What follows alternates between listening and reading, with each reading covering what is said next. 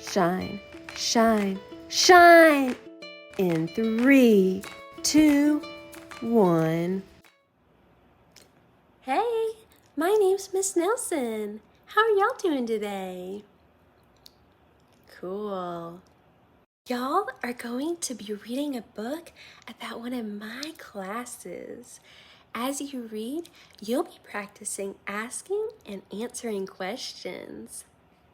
But first, why do we ask questions? We ask questions to learn more information about things. What do we end a question sentence with?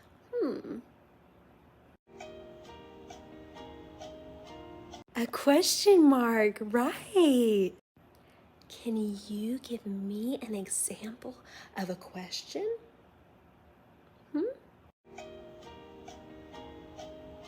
I love those examples. I'm Victor, the vocab robot. Let's define some vocab from the story. Misbehave means to act up. Unpleasant means annoying in some way. Discouraged means to lose hope or confidence. Detective is a person whose job is to find information that will solve problems. Thank you, Victor. Let's jump into this story. Pay close attention to who this story is about, where this story takes place, what happens, and why. Miss Nelson is Missing. Written by Harry Allard, illustrated by James Marshall. The kids in room 207 were misbehaving again. Spitballs stuck to the ceiling, paper planes whizzed through the air. They were the worst behaved class in the whole school. Now settle down, said Miss Nelson in a sweet voice. But the class would not settle down. They whispered and giggled. They squirmed and made faces. They were even rude during story hour. And they always refused to do their lessons. Something will have to be done, said Miss Nelson. The next morning, Miss Nelson did not come to school. Wow, yelled the kids. Now we can really act up. They began to make more spitballs and paper planes. Today, let's be just terrible, they said.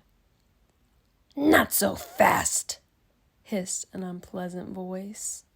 A woman in an ugly black dress stood before them. I am your new teacher, Miss Viola Swamp. And she rapped the desk with her ruler. Where's Miss Nelson? Asked the kids. Never mind that, snapped Miss Swamp. Open those arithmetic books. Miss Nelson's kids did as they were told. They could see that Miss Swamp was a real witch. She meant business. Right away she put them to work, and she loaded them down with homework. We'll have no story hour today, said Miss Swamp. Keep your mouth shut, said Miss Swamp. Sit perfectly still, said Miss Swamp. And if you misbehave, you'll be sorry. The kids in room 207 had never worked so hard.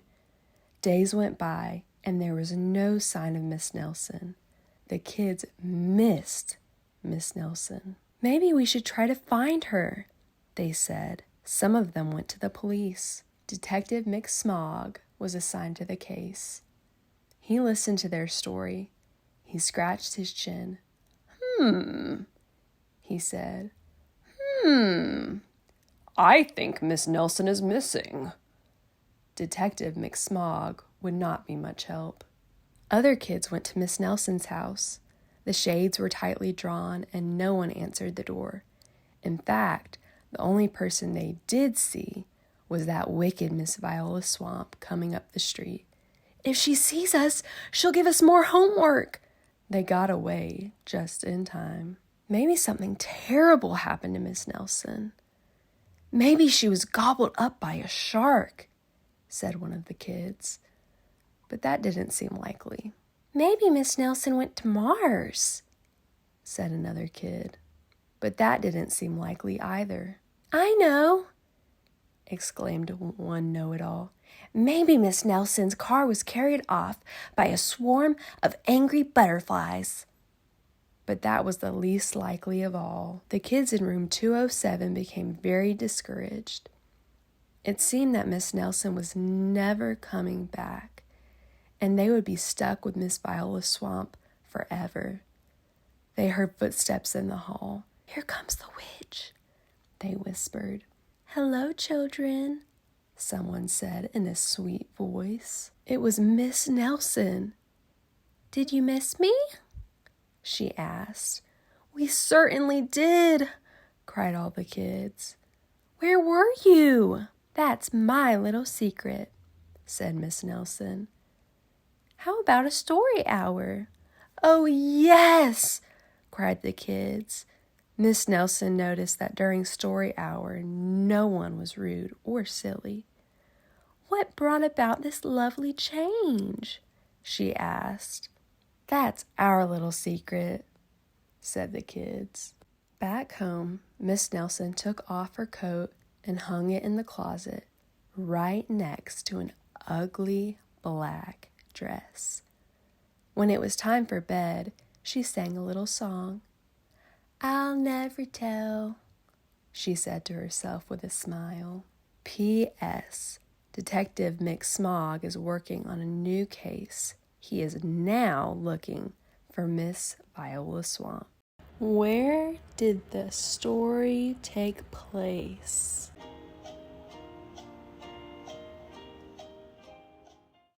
School. Who was the story about?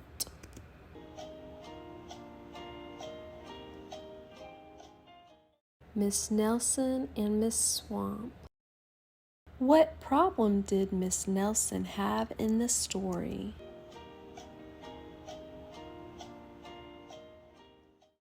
A naughty class. How did Miss Nelson solve her problem?